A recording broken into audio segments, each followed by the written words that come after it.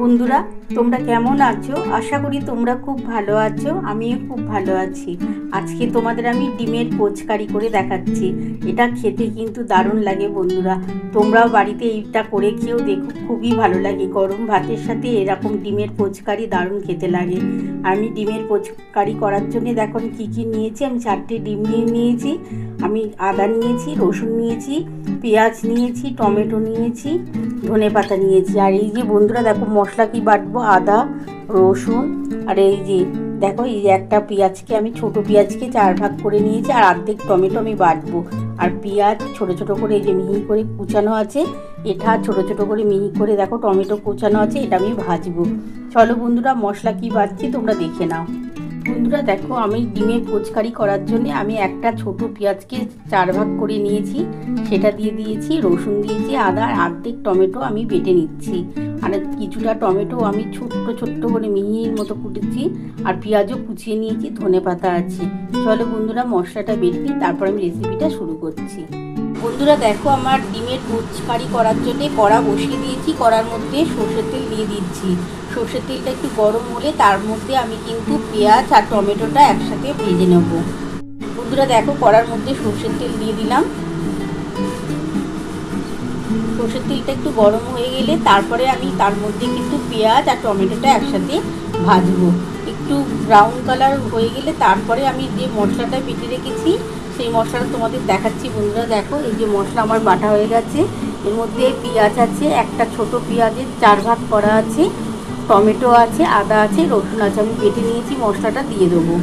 এই যে দেখো বন্ধুরা তেল কিন্তু আমার গরম হয়ে গেছে, এবার আমি পেঁয়াজটা দিয়ে দিচ্ছি। বন্ধুরা দেখো আমার কিন্তু তেলটা গরম হয়ে গেছে, তোমরা দেখতে পাচ্ছ তেল গরম হয়ে গেছে। এবার এর মধ্যে আমি পেঁয়াজ দিয়ে দিচ্ছি।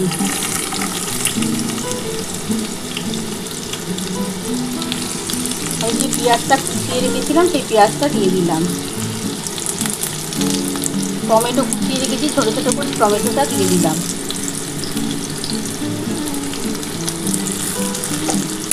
একটুখানি ভেজে নেব। যখন দেখবি একটু ব্রাউন কালার হয়ে এসছে তার মধ্যে আমি মশলাটা দিয়ে দেবো। যে মশলাটা ভেজে রেখেছি তোমরা তো দেখেই নিয়েছো। আমি অল্প একটু পেঁয়াজ মানে ছোটো একটা পেঁয়াজ, আদা, রসুন, টমেটো আমি বেটেছি, অর্ধেক টমেটো বেটেছি কিন্তু আমি একটুখানি ভাজা ভাজা করে দিই বন্ধুরা। তারপরে আমি মশলাটা দিয়ে দেবো। আর ডিমের পোচ এইভাবে করলে দারুণ খেতে হয় বন্ধুরা। গরম ভাতের সাথে এরকম ডিমের পোচ থাকলে আর কিছুই লাগবে না।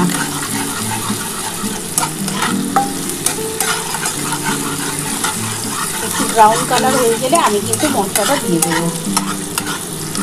দেখো আমার কিন্তু ব্রাউন হয়ে এসছে। এই যে বন্ধুরা দেখো এবার আমি কিন্তু মশলাটা দিয়ে দেবো।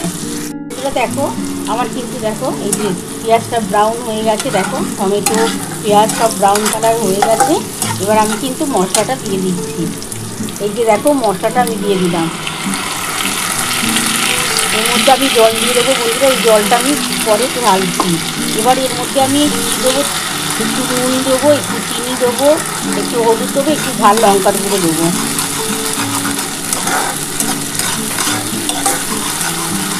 এর মধ্যে এবার আমি নুন দিয়ে দিচ্ছি, পরিমাণ মতো নুন। 4টে ডিমের অমলেট করার জন্য যতটা নুন লাগবে ততটা তোমরা নুনটা দিও। বন্ধুরা আমি 1 চামচের মতন ছোটো চামচের নুন দিয়ে দিলাম। 1 চামচ হলুদ দেবো। 1 চামচ মানে খুবই ছোটো চামচ আছে, ছোটো চামচের একটু অল্প 1 চামচের মতো হলুদ দিলাম। অল্প একটু লঙ্কার গুঁড়ো দেবো। লঙ্কার গুঁড়োটা একটু বেশি দেবো, একটু ঝাল ঝাল করে, এটা কিন্তু ভালো লাগবে খেতে বন্ধুরা, তার জন্য একটু ঝাল লঙ্কার গুঁড়ো দিচ্ছি। আর অল্প একটু চিনি দেবো। অল্প একটু চিনি দিলাম বন্ধুরা, খুবই সামান্য চিনিটা দিলাম। এবার এই মশলাটা খুব ভালো করে কষিয়ে নিতে হবে।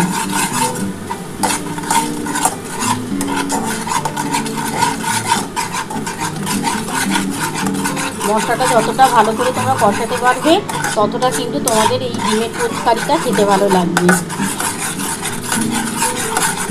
আর এটা একটু ঝাল ঝাল করে করো, খেতে খুব টেস্ট হয় কিন্তু। বন্ধুরা দেখো আমার মশলাটা কিন্তু মোটামুটি কষানো কমপ্লিট হয়ে গেছে।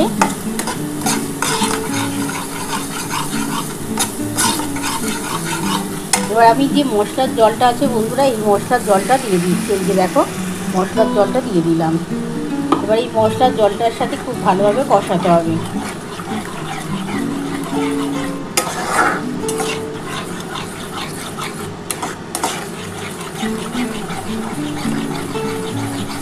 যতটা ভালো করে তোমরা এই মশলাটা কষাতে পারবে ততটা কিন্তু খেতে ভালো লাগবে বন্ধুরা।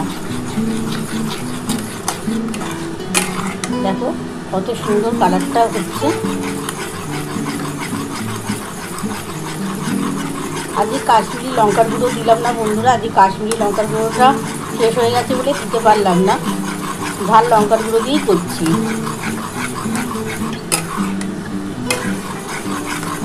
যতক্ষণ না তেলটা ছেড়ে ছেড়ে আসছে ততক্ষণ তোমরা মশলাটা কষাতে থাকবে।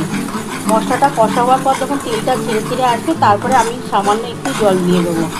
জলটা দিয়ে যখন ফুটে উঠবে তারপরে কিন্তু আমি ডিমগুলো একটা একটা করে দিয়ে দেবো।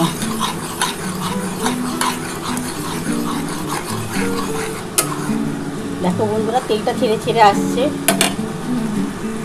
বন্ধুরা দেখো আমার কিন্তু মশলাটা কষানো কমপ্লিট হয়ে গেছে। দেখো তেলটা কিন্তু ছেড়ে ছেড়ে এসছে। দেখো তেল কিন্তু আমার ছেড়ে ছেড়ে এসছে। এবার কিন্তু আমি একটু জল দিয়ে দেবো।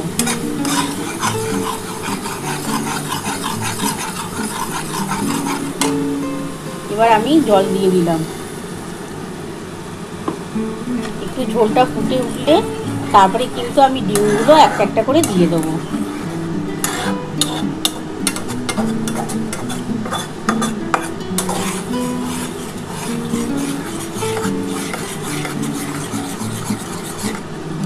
একটু বন্ধুরা ঝোলটা ফুটে উঠুক তারপর আমি ডিমগুলো দিয়ে দিচ্ছি। তোমরা দেখতেই পাবে আমি ডিমগুলো কীভাবে দেবো। তোমরা দেখো আমার কিন্তু ঝোলটা ফুটে উঠেছে। এবার আমি কিন্তু ডিমগুলো একটা একটা করে দিয়ে দেবো।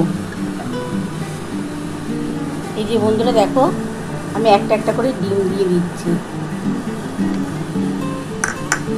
আমি একটা বাটির মধ্যে ভেঙে রেখে দিয়েছি একটা একটা করে। দেখো ভাঙিনি কিন্তু আমার ডিম। আর সাইড থেকে দেবে বন্ধুরা, তাহলে কিন্তু ডিমের পোস্টটা খুব ভালো হয় খেতে।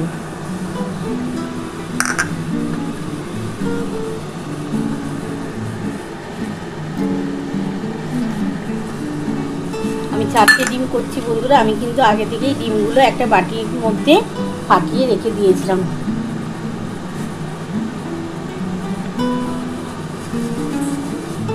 এবার আমি ঢাকাটা দিয়ে দিচ্ছি। আমি ঢাকাটা দিয়ে বন্ধুরা গ্যাসটাকে কিন্তু একটু আস্তে করে দিচ্ছি। 5 থেকে 10 মিনিটের মতন আস্তে করে রেখে দিচ্ছি বন্ধুরা। তারপর দেখবে এই যে ডিমের পোস্টটা না এত সুন্দরভাবে হবে না, তোমরা ভাবতে পারবে না। দেখো বন্ধুরা আমার কিন্তু গ্যাস আস্তে করে দিয়েছি। আমার ঢাকা দেওয়া রইলো। আমি 5 থেকে 10 মিনিট পর ফিরে আসছি। বন্ধুরা দেখো আমি 10 মিনিটের মতন রেখে দিয়েছিলাম। দেখো গ্যাস কিন্তু আমার আস্তেই করা আছে। দেখি আমার কতটা হলো। যদি না হয় তাহলে কিন্তু আমি আবার কিন্তু এটা গ্যাসটাকে জোরে করে দেবো। দেখো আমার কিন্তু গ্যাস কিন্তু আস্তেই করা ছিল। এবার কিন্তু আমি গ্যাসটাকে দেখো জোরে করে দিলাম। দেখো আমার কিন্তু ডিমের পোস্টটা কত সুন্দর হয়েছে বন্ধুরা, দেখতে পাচ্ছ। দেখো আমার কিন্তু কিচ্ছু ভাঙেনি, কুসুম সমেত। দেখো পুরো গোটা গোটা কুসুম রয়েছে,